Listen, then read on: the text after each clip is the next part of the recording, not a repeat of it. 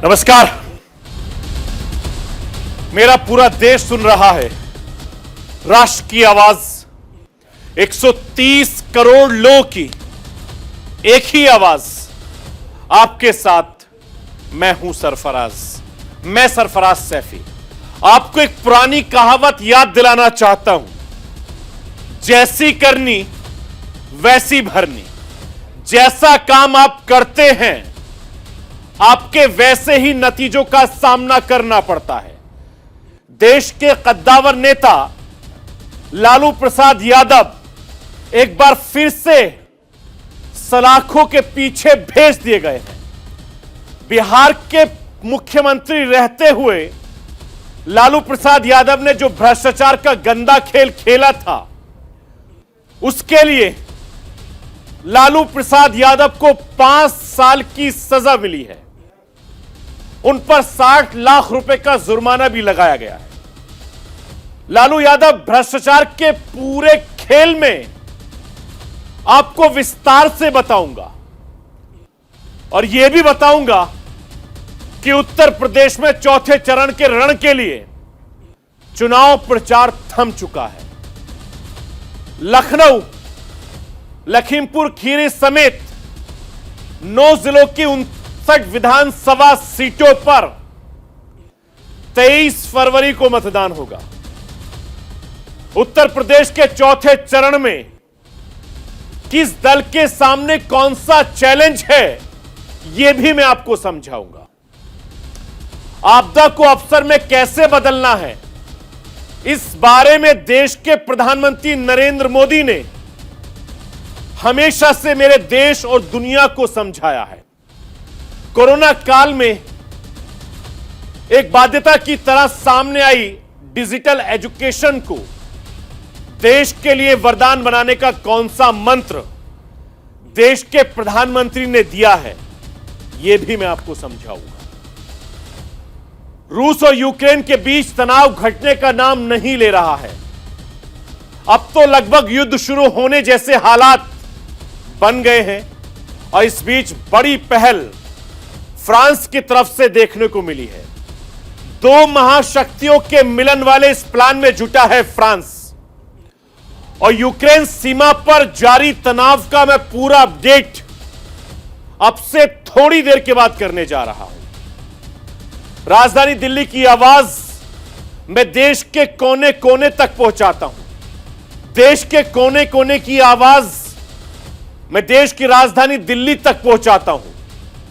नेताओं की आवाज मैं आम लोगों तक पहुंचाता हूं। आम लोगों की आवाज मैं हुक्मरानों तक पहुंचाता हूं। आपकी आवाज से मिलती है मेरी आवाज और बन जाती है राष्ट्र की आवाज।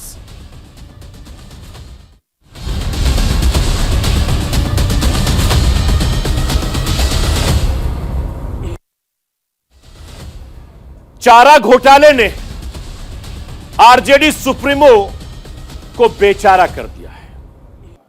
लालू यादव एक बार फिर से सलाखों के पीछे भेज दिए गए हैं। सीबीआई की स्पेशल कोर्ट ने आरजेडी सुप्रीमो को 5 साल की सजा सुनाई है। मैं आपको बताना चाहता हूं, चारा घोटाले ने लालू यादव को कैसे सियासत के शिखर से सिफर तक पहुंचा दिया है। एक वक्त था जब राज्य से लेकर केंद्र सरकार तक उनकी बातों को अनदेखा नहीं होती थी, लेकिन चारा घोटाले की वजह से अब जेल ही उनका ठिकाना बन गया है। हाईकोर्ट से जमानत पर बाहर आए आरजेडी सुप्रीमो लालू यादव को अब किस मामले में जेल भेजा गया है, लालू यादव की मुसीबतें कैसे कम होने का नाम नहीं ले रही हैं, इस रिपोर्ट के जरिए देखिए और समझिए। जैसी करनी वैसी भरनी, जैसा बोओगे वैसा काटोगे। मोदी मोदी मोदी बजवा सब ठगा गया। मामी अच्छा दी भाषण के भारी बोलता ऑनलाइन देश के लगभग हर सूबे में एक सियासी योद्धा होता है जो वहाँ की सियासत का सबसे बड़ा चेहरा होता है। बिहार की सियासत में फर्श से अर्श पर पहुंचे लालू यादव एक बार फिर कानूनी शिकंजे में फंस गए हैं। आज भले ही लालू यादव के सितारे गर्दिश में हो, मगर एक वक्त ऐसा भी था जब राज्य ही नहीं केंद्र की सत्ता में भी लालू यादव का दखल किसी से छिपा नहीं था। वक्त बदला, सियासी समीकरण बदले तो लालू को जेल हो गई, लेकिन बिहार की सियासत के ब्रांड लालू का जलवा कम नहीं हुआ। जेल में रहते हुए भी बिहार में विपक्ष की राजनीति की धुरी लालू यादव पर ही टिकी रही। समय ने चाल बदली और अब एक बार फिर लालू यादव उस मुहाने पर आकर खड़े हो गए जहां से उनका भविष्य अंधेरे में नजर आ रहा है। सीबीआई की स्पेशल कोर्ट ने लालू को डोरंडा कोषागार से जुड़े चारा घोटाले में 5 साल की सजा सुनाई है और 60 लाख रुपए का जुर्माना भी लगाया है। सजा मिलने के बाद लालू यादव ने ट्विटर के जरिए अपना दर्द बयां किया और विरोधियों को निशाने पर लिया। मैं उनसे लड़ता हूं जो लोगों को आपस में लड़ाते हैं, वो हरा नहीं सकते, इसीलिए साजिशों से फंसाते हैं। ना डरा ना झुका, सदा लड़ा हूं, लड़ता ही रहूंगा। लड़ाकों का संघर्ष कायरों को ना समझ आया है ना आएगा। डोरंडा कोषागार का मामला चारा घोटाले का सबसे बड़ा मामला है। चारा घोटाले में लालू यादव को मुख्य साजिशकर्ता बताया गया था। इनमें भी उनको हाई कोर्ट से जमानत मिली। लोअर कोर्ट ने उनको इसमें राहत नहीं दी। बाद में हाई कोर्ट में कुछ सजा काटने और हेल्थ इश्यू की दलील दी गई,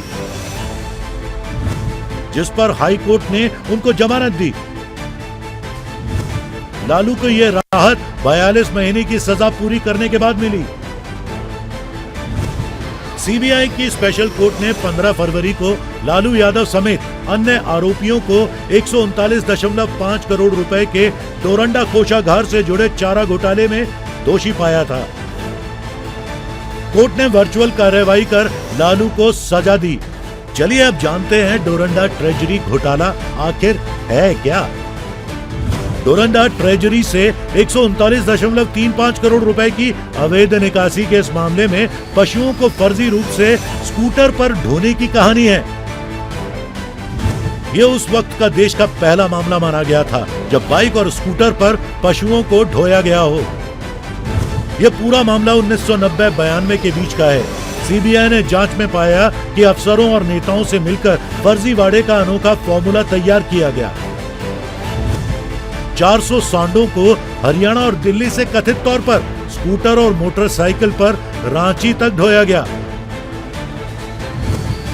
ताकि बिहार में अच्छी नस्ल की गायें और भैंसें पैदा की जा सके। पशुपालन विभाग ने 1990-92 के दौरान 2,35,000 रुपए, 250 रुपए में 50 सांड, 14,04,885 रुपए में 163 सांड और 65 बछिया खरीदी। डोरंडा कोषागार मामले में कुल 170 आरोपी बनाए गए थे। इनमें से 55 की मौत हो चुकी है। 7 सरकारी गवाह बन गए थे। 2 ने अपना गुनाह कबूल कर लिया था, जबकि 6 अब भी फरार हैं। इसके बाद कुल 99 आरोपी बचे थे, जिनमें से 24 को बरी कर दिया गया, जबकि 75 को दोषी करार कर दिया गया। लालू यादव के सजा के ऐलान के साथ ही अब मामले में राजनीतिक प्रतिक्रियाएं भी आने लगी हैं। बिहार के मुख्यमंत्री नीतीश कुमार ने इशारों में अपनी प्रतिक्रिया दी। केस करने के बाद जब हुआ और अंत में सब पर जांच शुरू हो गया, तो ट्रायल हुआ है, सजा हुई है, तो इस बार में हम क्या कर सकते हैं? वो तो उसको तो इसलिए उसके बारे में मुझे कुछ नहीं कहना है।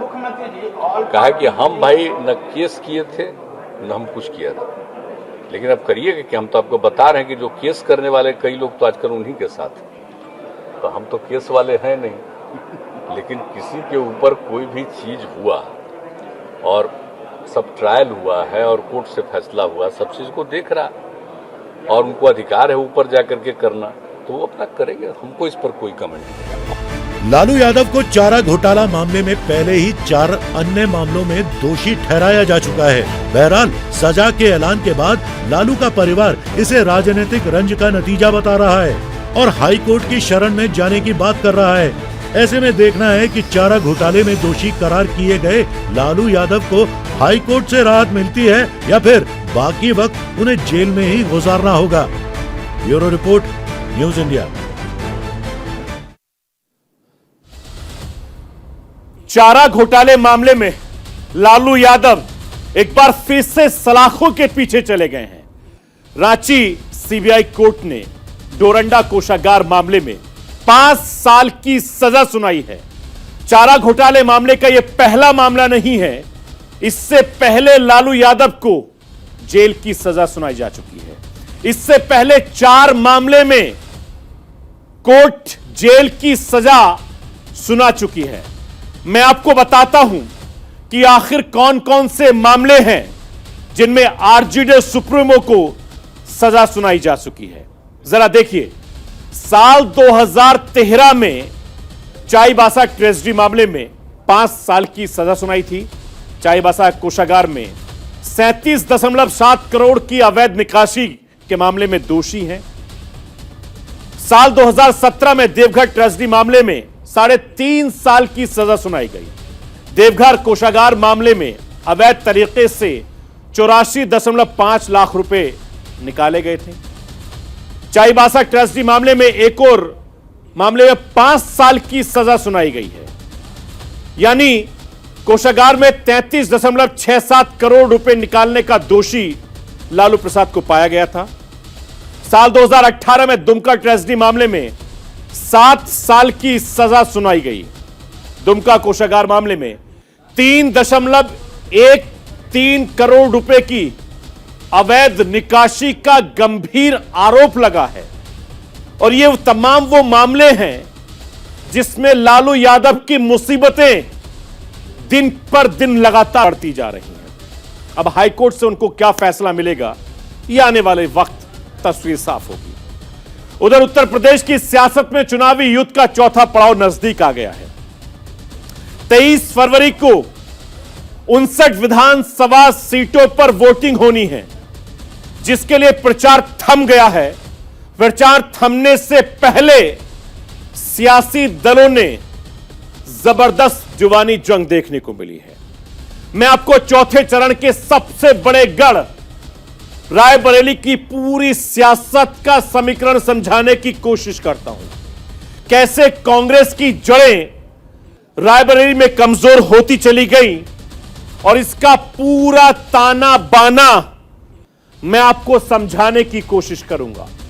इस बार कांग्रेस के सामने रायबरेली में क्या चुनौती है, यह भी मैं आपको बताऊंगा।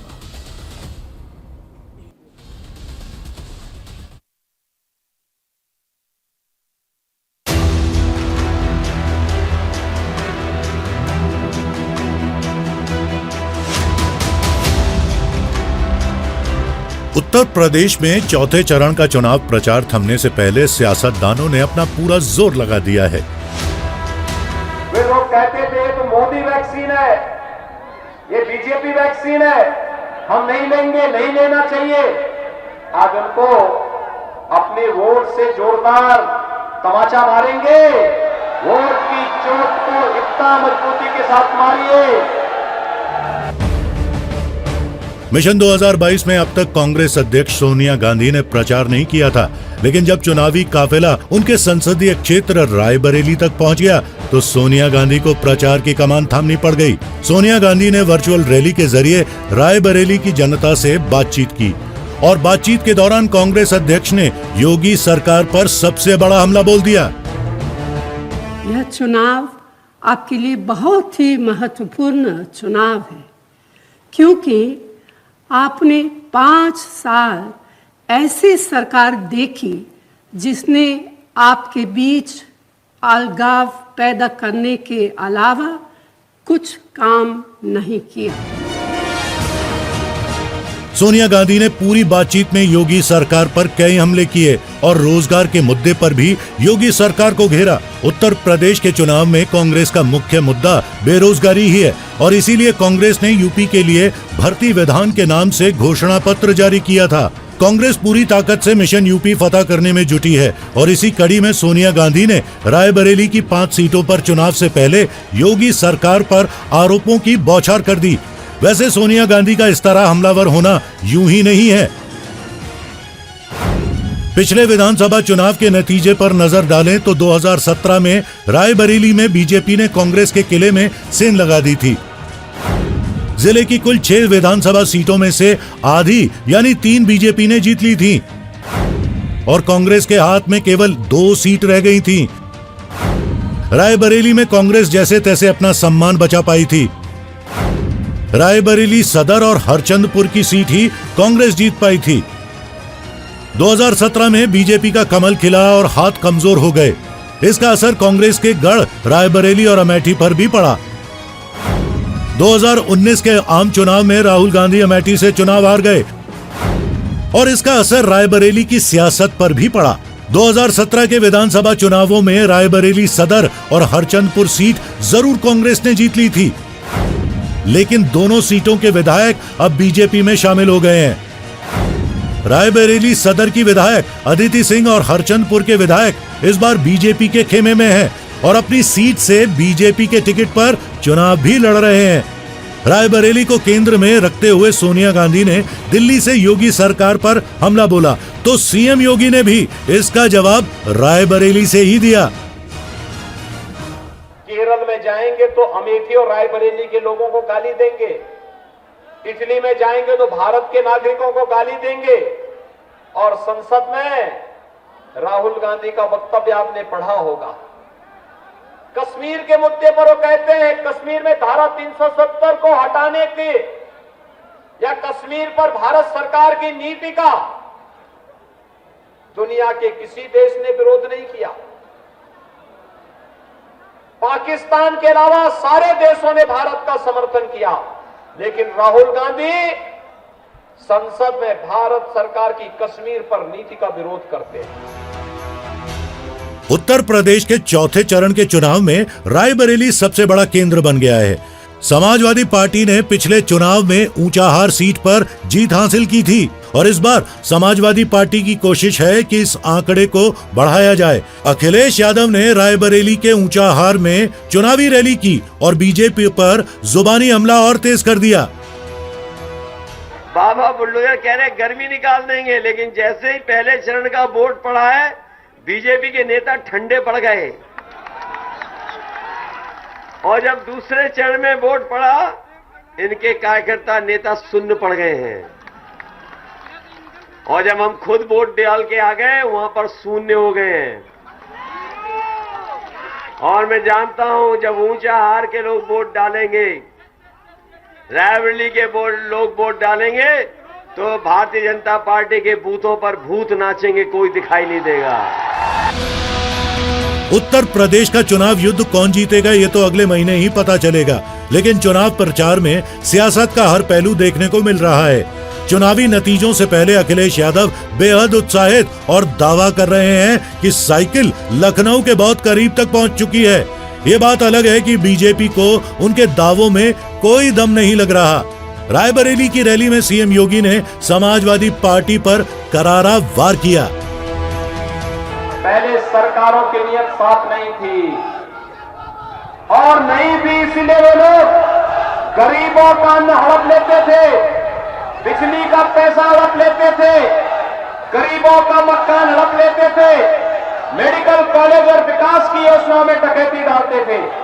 आज तो भाइयों बहनों, जो पैसा पहले इनके इत्र वाले मित्र के घर जाता था, आज उसी पैसे से हम सड़क भी बना रहे हैं, बिजली भी दे रहे हैं, राशन भी दे रहे हैं, स्मार्टफोन भी दे रहे हैं, नौजवानों को नौकरी भी दे रहे हैं। जैसे जैसे चुनाव आगे बढ़ रहा है, बहुजन समाज पार्टी की सक्रियता भी बढ़ती नजर आ रही है। प्रयागराज में वोटिंग तो 5वें चरण में 27 फरवरी को होनी है, लेकिन मायावती ने प्रयागराज में चुनावी रैली कर 5वें चरण की चुनावी सियासत का आगाज कर दिया है। आप लोगों के जोश को देखकर मुझे ऐसा लग रहा है कि आप लोग बीएसपी के नेतृत्व में अपनी 5वीं बार सरकार जरूर बनाएंगे। इस बार अपनी 5वीं बार सरकार जरूर बनाएंगे और इस बार 5वीं बार सरकार बनाने के साथ साथ अपनी बहनों को 5वीं बार यूपी का मुख्यमंत्री भी जरूर बनाएंगे। मिशन 2022 में लखनऊ की कुर्सी हासिल करने की जद्दोजहद लगातार जारी है। चौथे चरण की वोटिंग 23 फरवरी को होनी है। चौथे चरण में कांग्रेस के गढ़ रायबरेली में भी वोट डाले जाने हैं। देखना दिलचस्प होगा कि विधायकों के पारा बदलने वाले झटके से कांग्रेस उभर पाती है या नहीं। Bureau report, news India.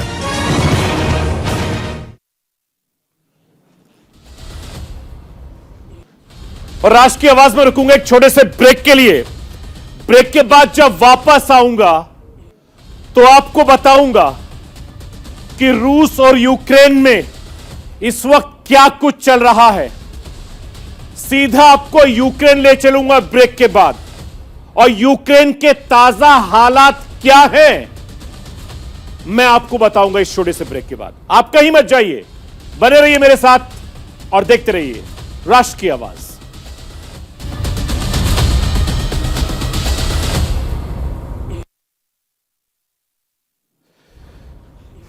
Break के बाद एक बार फिर आपका स्वागत है। आप देख रहे हैं न्यूज इंडिया और लगातार हम बात कर रहे हैं राष्ट्र से जुड़ी।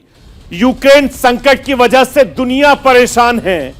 कभी भी विश्व युद्ध जैसे शुरू होने वाले ऐसे हालात बने हुए हैं और रूस कभी भी यूक्रेन पर हमला शुरू कर सकता है। इस मुश्किल घड़ी में यूक्रेन में पढ़ाई कर रहे भारतीय छात्र, स्टूडेंट्स बहुत ज्यादा परेशान हैं। कुछ छात्र ऐसे हैं जो अपने वतन, अपने मुल्क हिंदुस्तान वापस आ गए। कुछ छात्र ऐसे हैं जो अभी भी वहां पर फंसे हुए हैं, वापस लौटने की सोच रहे हैं। इस वक्त मैं आपको सीधे यूक्रेन की राजधानी कीव लिए चलता हूं। मेरे साथ शान अली इस वक्त यूक्रेन की राजधानी कीव से इस वक्त मौजूद हैं और मेरे साथ यूक्रेन से लौटे लक्ष्य भी इस समय मेरे साथ मौजूद हैं। सबसे पहले मैं यूक्रेन की राजधानी कीव लिए चलता हूं। मेरे साथ शान अली इस वक्त मौजूद हैं। शान, आप उत्तर प्रदेश के बुलंदशहर से ताल्लुक रखते हैं। पढ़ाई करने के लिए आप यूक्रेन गए हैं, कीव में इस वक्त मौजूद हैं। जो हिंदुस्तानी दर्शक इस वक्त न्यूज इंडिया को देख रहे हैं, आप यूक्रेन और रूस के ताजा हालात के बारे में सीधे ग्राउंड से आप बताइए कीव से कि इस वक्त क्या चल रहा है वहां पर। सर, अगर मैं रिसेंटली आपको बताऊं तो जो लास्ट नाइट जो हमला हुआ है डॉनबास में, तो उसमें जो यहाँ का नागरिक था, कीव का ही रहने वाला था, तो एक तो नागरिक की डेथ हुई है और उसमें एक जो आर्मी पर्सन है उसकी डेथ हुई है। और मुझे नहीं लगता कि ये वॉर थमने वाला है, क्योंकि जो रसिया है उसको भी पीछे नहीं हटेगा वो भी। और जो यूक्रेन है, यूक्रेन का साथ देने वाले काफी कंट्रीज हैं, लेकिन वो ना तो अपनी फोर्स भेज रहे हैं यहाँ पर और ना ही इक्विपमेंट्स दे रहे हैं। शान, इसके अलावा चूंकि आप वहां पर मौजूद हैं, आपके साथ बड़ी तादाद में भारतीय स्टूडेंट्स और भी होंगे। जिस समय जंग चल रही है बॉर्डर्स पर, आपको बॉर्डर से क्या खबरें मिल रही है, चूंकि आप कीव में इस वक्त मौजूद हैं? जी, तो मैं आपको बताना चाहूँ यहाँ पे 18,000 के करीब इंडियन स्टूडेंट हैं और अगर हम देखें तो एक प्लेन में मैक्सिमम 180 यानी 180 लोग बैठ सकते हैं, तो करीब हमें 100 प्लेन्स की जरूरत होगी। लेकिन अभी जो जितने टिकट करने की कोशिश कर रहे हैं तो वो ऑलरेडी फुल हो चुकी हैं। और जो बॉर्डर पे गोलीबारी हो रही है उससे जो स्टूडेंट हैं उनमें भी डर बहुत ज्यादा है। अगर कोई भी तेज आवाज सुनते हैं तो हमको लगता है जैसे पता नहीं बम आ गया या रॉकेट आ गया, क्या हो जाएगा। लक्ष्य, आप खुशकिस्मत हैं, आपको टिकट मिल गया और आप इंडिया वापस लौट आए। चूंकि आपके कई सारे साथी अभी भी यूक्रेन में फंसे हुए हैं। जब आपकी उनसे बातचीत होती है, वो क्या बातचीत होती है हमारे दर्शकों को बताइए। और जब आप वहां पर मौजूद थे, आपने जो दहशत के पल वहां पर जिए हैं लक्ष्य, वो भी न्यूज इंडिया के दर्शकों के साथ शेयर कीजिए। ये पूछते हैं कि आपको फ्लाइट मिली कि नहीं मिली अभी, और फ्लाइट का फेयर क्या चल रहा है वहाँ पे, और वहाँ लोकल क्या कंडीशन है कि कुछ आर्मी वार्मी के कुछ मूवमेंट हो रही है वहाँ पे या नहीं हो रही है। और सब यही चिंता करते रहते हैं कि वहाँ पे जो ऑफलाइन क्लासेस है वो ऑनलाइन अभी कर दें, क्योंकि अभी कई सारे जो यूनिवर्सिटी है उनमें अभी भी ऑफलाइन क्लास चल रही है, तो वहाँ के जो स्टूडेंट फंस में है वो चाहते हैं कि उनके ऑनलाइन कर दें और वो इंडिया आ सकें जल्द से जल्द। तो लक्ष्य, जब आप वहां पर मौजूद थे कीव में, तो वहां दहशत के पल आपने भी देखे? जी सर, वहाँ पे सबसे बड़ा डर इस चीज का लगता था कि अगर अभी तो वॉर स्टार्ट नहीं हुआ, पर अगर हो गया तो यहीं फंसे नहीं रह जाए यूक्रेन के अंदर ही।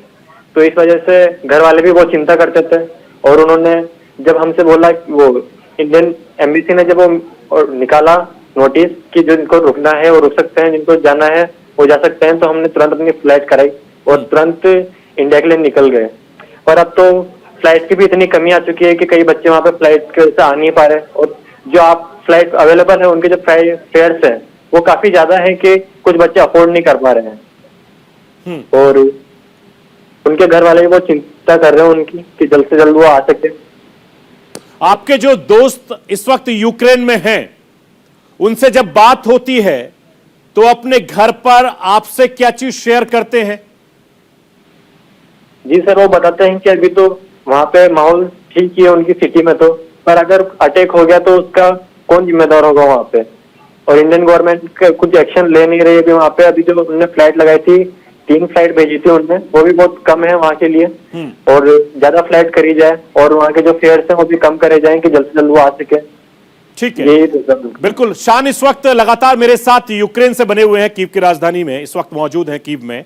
शान, जरा बताइए कि जो वहां पर इस समय भारतीय एम्बेसी है वो आपकी किस तरीके से मदद कर रही है, और भारतीय सरकार से आप न्यूज इंडिया के जरिए क्या मदद चाहते हैं?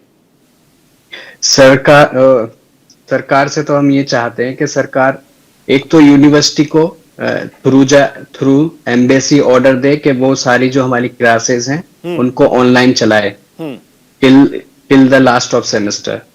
एंड एम्बेसी ने हमें कांटेक्ट नंबर भेजे हैं, ईमेल एड्रेस भेजा है, और बाकी फेसबुक ट्विटर के थ्रू हम उनसे कनेक्टर में हैं। तो आपने भारतीय जो सरकार के नुमाइंदे हैं उनसे कनेक्ट करने की कोशिश की, कि आपको रिस्पांस मिला? सर, 1-2 बार कॉल करने की कोशिश की, लेकिन एम्बेसी में भी कॉल नहीं उठा रहे थे वो लोग। ओके, आप न्यूज इंडिया के जरिए भारत सरकार से, देश के प्रधानमंत्री से, देश के विदेश मंत्री से कुछ कहना चाहते हैं आप?